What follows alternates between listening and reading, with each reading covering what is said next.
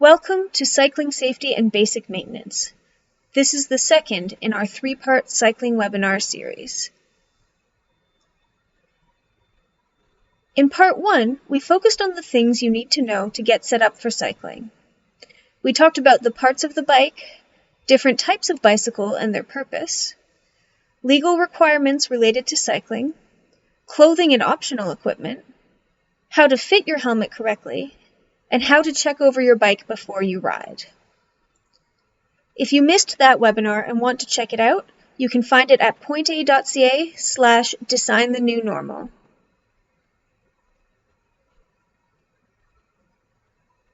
I'm going to begin today by going over some guidelines for safe cycling. Bicycles are considered a vehicle under the Ontario Highway Traffic Act, and as such, cyclists have most of the same rights and responsibilities as drivers.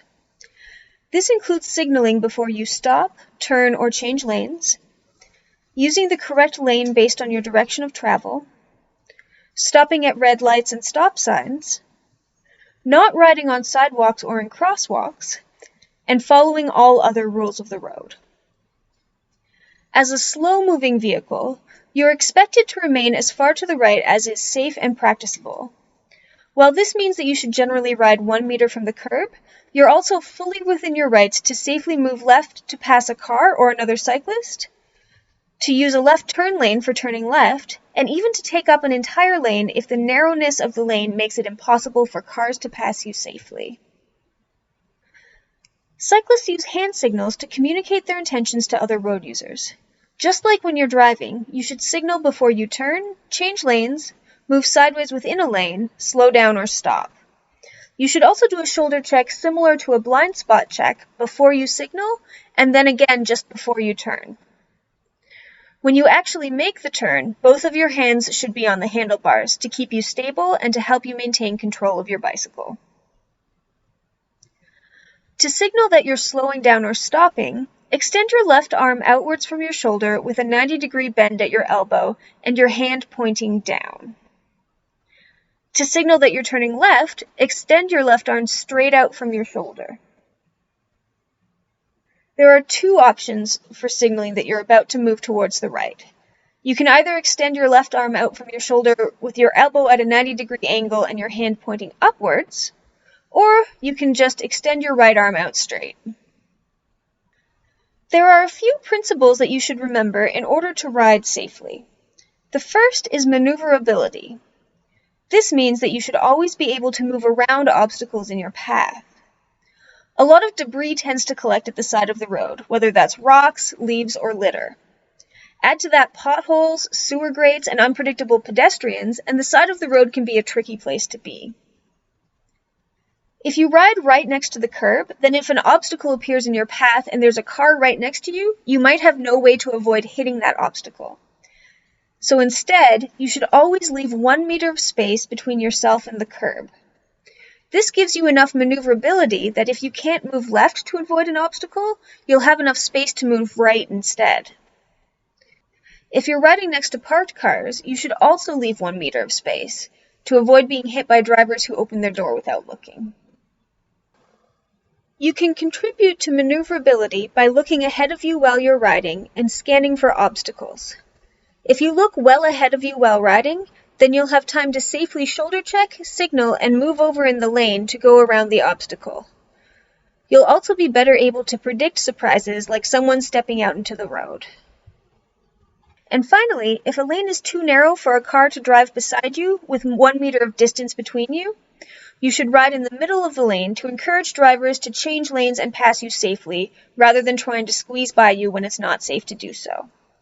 A lot of people feel intimidated by the idea of taking a lane like this, but keep in mind that it's your legal right to do so, and it's recommended by the Government of Ontario as the correct course of action when your safety warrants it. Remaining visible is important because when drivers can see you, they're better able to give you the space that you need on the road. Visibility depends upon factors such as time of day, weather, and your position on the road. Cyclists are legally required to have a white front light and a red rear light or reflector when riding from half an hour before sunset until half an hour after sunrise. You should also use lights when visibility is reduced due to the weather. Another important aspect of visibility is your position on the road. Riding 1 meter from the curb doesn't just allow you more room to maneuver, it also places you more directly within driver's line of vision and helps you to stand out from the visual clutter of the roadside. Finally, you should always pass slower moving or turning vehicles on the left. Drivers and other cyclists don't expect to be passed on the right, and they're less likely to see you on that side. If you pass a right-turning vehicle on the right, not only will they probably not see you, but they might turn right into you. One of the best things that you can do to help drivers give you proper space on the road is to be predictable. This means following laws and conventions such as riding on the right side of the road, yielding to crossing traffic and same-direction traffic when appropriate, and positioning yourself at intersections depending on your intended direction after the intersection. If you plan to ride straight through an intersection, don't ride in the right turn lane. If you plan to turn left, plan ahead and safely signal and shoulder check to change lanes to get to the left turn lane. If you're on a large road with fast-moving traffic, or if you just don't feel comfortable changing lanes to get to the left turn lane, you can always pull over and walk your bike in the crosswalk until you're positioned in the direction that you'd like to go. When you stop at an intersection, you should also maintain your 1 meter distance from the curb. While it might feel convenient to move over and put your foot on the curb, this can be confusing for drivers who think that you're pulling over, and you might end up getting squeezed or cut off by right-turning vehicles. Riding in a straight line is a great way to be predictable. If you're riding next to a row of parked cars and there's a gap between the cars, you should continue riding in a straight line. If you weave in and out between the parked cars, then drivers might think that you're pulling over to stop and they might not see you when you move further out into the lane again. Another way to be predictable is to not ride on the sidewalk. Drivers expect people on the sidewalk to be moving at a walking pace, not at a cycling pace. When riding on the sidewalk, each road and driveway is an intersection where a driver might not notice you coming because they don't expect you to be there. Overall, you should remember to follow the rules of the road and to use your position in the road to help drivers predict what you're going to do next. The final traffic safety principle that I'm going to talk about is communication. This goes hand in hand with being predictable.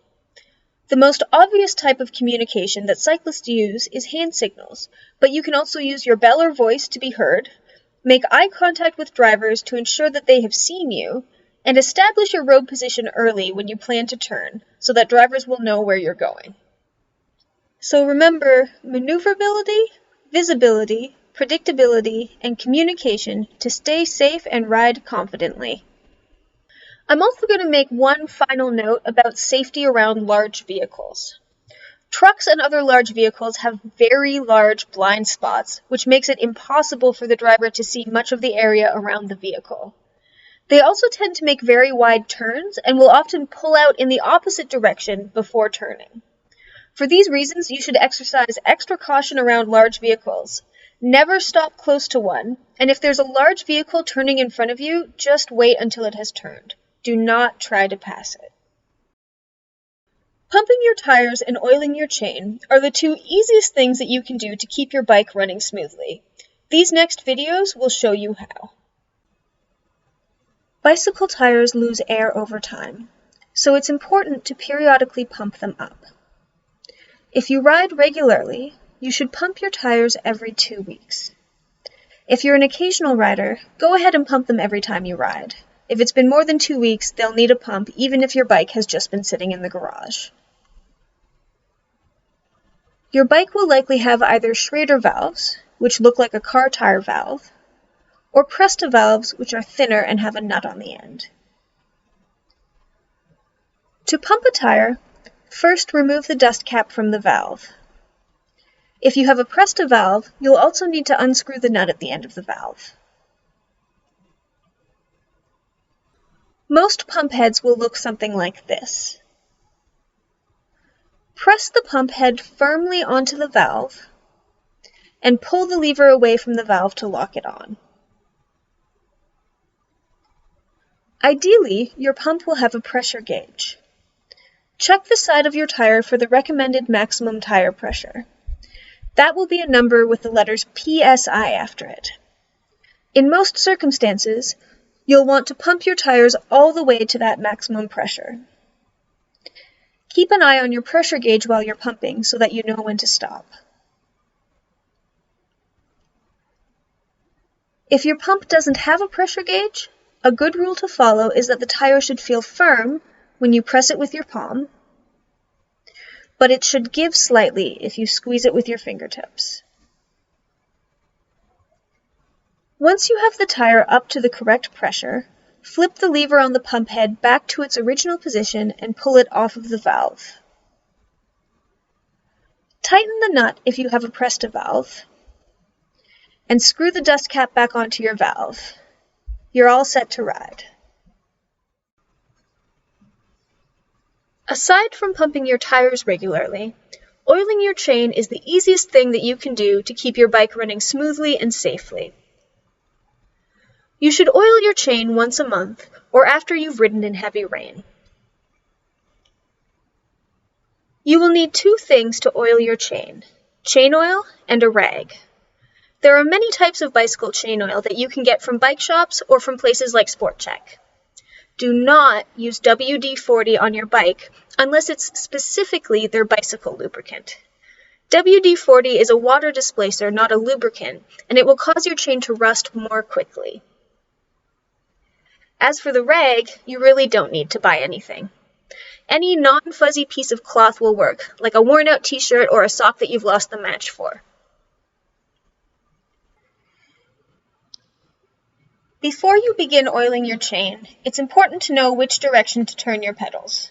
You can see that if I turn the pedals in one direction, the rear wheel doesn't move. If I turn them in the other direction, the wheel spins. You're going to have your hand very close to the wheel while oiling your chain, so you should always remember to turn the pedals in the direction that will not make the wheel move.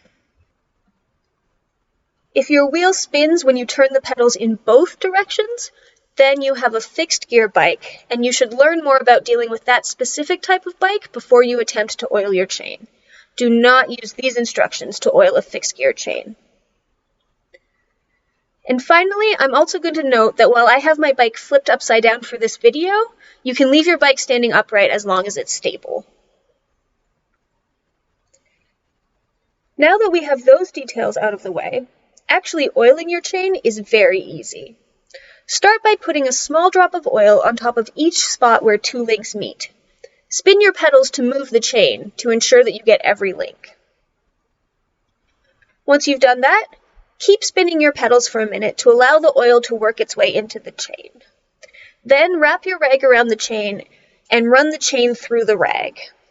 This removes any oil that's left on the outside of the chain. We want the oil to be inside the chain between the moving parts. Anything that's left on the outside will attract dirt, which will then work its way into your chain and wear it out faster. So we really want to make sure we wipe off any excess oil that's still on the outside of the chain. Periodically move the rag around so that you have a clean spot for the chain to rub on. Once you're no longer getting a lot of oil and dirt rubbing off on the rag, you're all done. Altogether, it should only take about 5 minutes to oil your chain.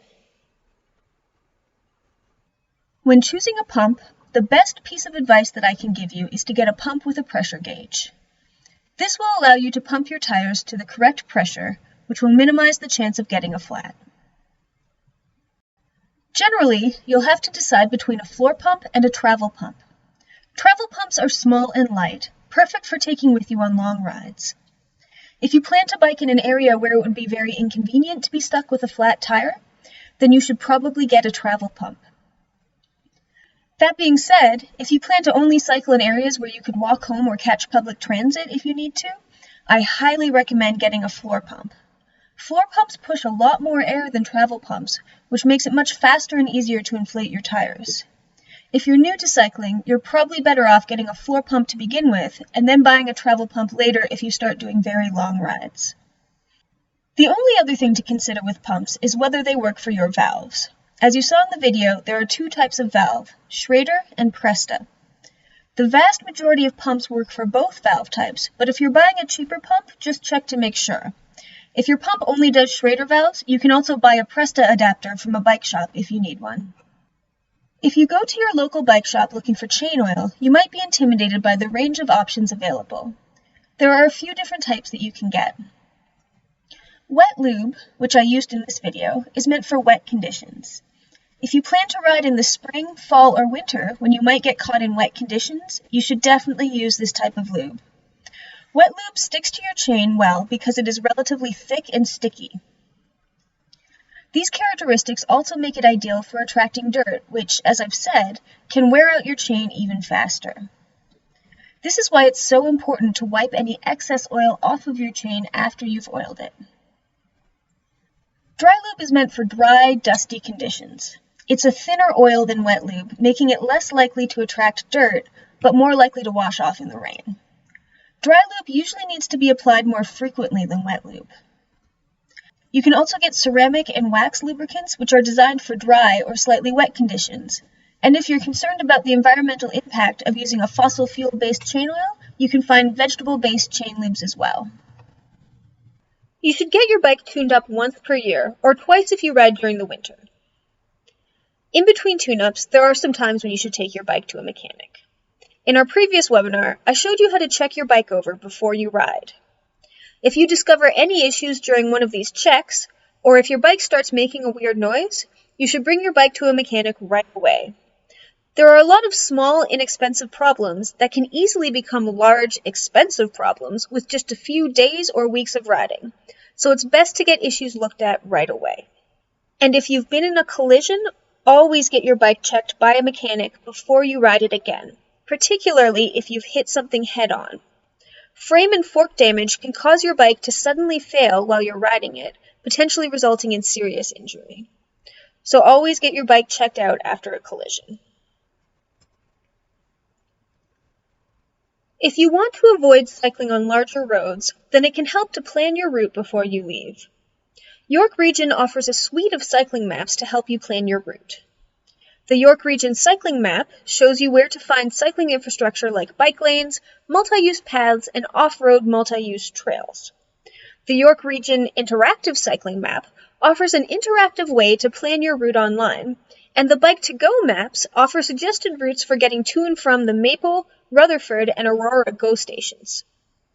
Finally, if you want to go for a long ride, the York Region Cycling Tour Map offers suggestions for touring routes across York Region that range from 18 to 100 kilometers. Google Maps is another great tool for planning your cycling route. In Google Maps, open the left-hand tab, click on the 3 horizontal bars, and select Bicycling. The map will show you roads with cycling infrastructure, including trails, dedicated lanes, bike-friendly streets, and unpaved trails. You can also use the Google Maps Directions function to get cycling directions that will usually take you on cycling infrastructure and quieter roads whenever possible. If you'd like to bike for part of your trip and take transit the rest of the way, you should also check out triplinks.ca. TripLinks allows you to set how far you're willing to bike, and then suggests routes that combine cycling and transit. Use the Options tab to select Biking plus Transit, and set the maximum distance that you want to cycle.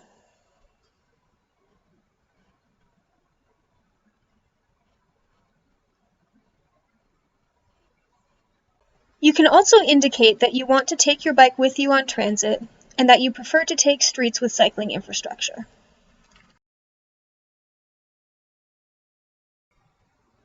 Click the Plan Trip button, and what it will show you is route suggestions that combine cycling and transit. This is a great option if you live in an area with poor transit connections, if part of your trip is less bikeable than the rest, or if you just want to get some exercise without doing your whole trip by bike. There's lots of great cycling infrastructure in York Region, including bike lanes, multi-use paths, and off-road trails. If you live in Woodbridge, there's a great new piece of cycling infrastructure that opened up this past winter. The Highway 7 multi-use path is a separated path that gives cyclists and pedestrians a safe way to cross the 400.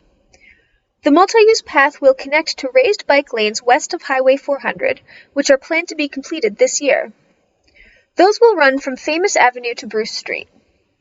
The path also connects to bike lanes already constructed on Highway 7. Those lanes run from Edgeley Boulevard and Interchange Way to Bodes Road and Baldwin Avenue, as well as up Millway Avenue to the subway and the newly opened Smart Centers Place bus terminal in the Vaughan Metropolitan Center. The Lake-to-Lake cycling route and walking trail is a 121-kilometer trail that will connect Lake Simcoe to Lake Ontario. The trail goes through Markham, Toronto, Georgina, Newmarket, Aurora, Richmond Hill, and East Gwillimbury. While some portions are still being built, the trail is more than 81% complete and is fully complete in many municipalities. The town of Newmarket also has many exciting projects planned for 2020. Planned bike lanes on Stackhouse Road from Leslie to Harry Walker Parkway extend the east-west bikeway that currently runs from Davis Drive to Leslie Street. Other planned projects include London Road from Yonge Street to Main Street North, Alexander Road from Srigley Street to Davis Drive, and Bonshaw from Woodspring to Gilpin. Many routes connect to the scenic Tom Taylor Trail, which then links to the Lake-to-Lake route. The new Yonge Street Rapidway will also feature raised and separated bike lanes and left-turn bike boxes. If you're out riding in Newmarket and need to make an adjustment on your bike, last year the town installed a bicycle repair station at Riverwalk Common at the corner of Doug Duncan Drive and Timothy Street. If you don't live close to any cycling infrastructure, quiet streets and multi-use paths are a great option. Many small neighborhood streets are very nice to ride on, and your local park will often have some paths that you can ride on too. If you are riding on a path that's shared with people walking, remember to maintain a low speed and pass people only when it's safe to do so. Cycling is a great option for short trips during the pandemic. Because it's done outdoors, it's easy to physically distance, and the chances of spreading the virus are lowered. That being said, there are some important things to remember. First, you should always physically distance while cycling. Drafting, by riding directly behind someone, can increase the chances of the virus being transmitted from one person to another. Maintain at least 6 feet between yourself and anyone you're riding with. Also, try to only ride alone or with people in your social bubble. Riding in large groups is inadvisable. If you're heading out on a beautiful summer day and worry that too many others will have the same idea, be smart about where you go. Quiet local streets might be less crowded than recreational trails and offer more space to distance. If you think that you won't be able to physically distance at all times, wear a mask. When you're planning your route, you should also think about how far you can comfortably ride. With many businesses and public buildings closed, it might be difficult to find a washroom, a place to fill your water bottle, or a place to buy a snack. Make certain that you carry everything with you that you'll need. This webinar is pre-recorded and it will be available online for some time, so it's important to note that this information might not be up to date. You should ensure that you're aware of current recommendations from health authorities anytime that you go out for a ride. So what's next? This webinar is the second of 3, so we have one more coming up.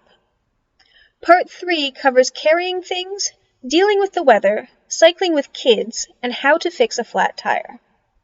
You can find these webinars and more at pointa.ca/designthenewnormal. And that's it for the webinar.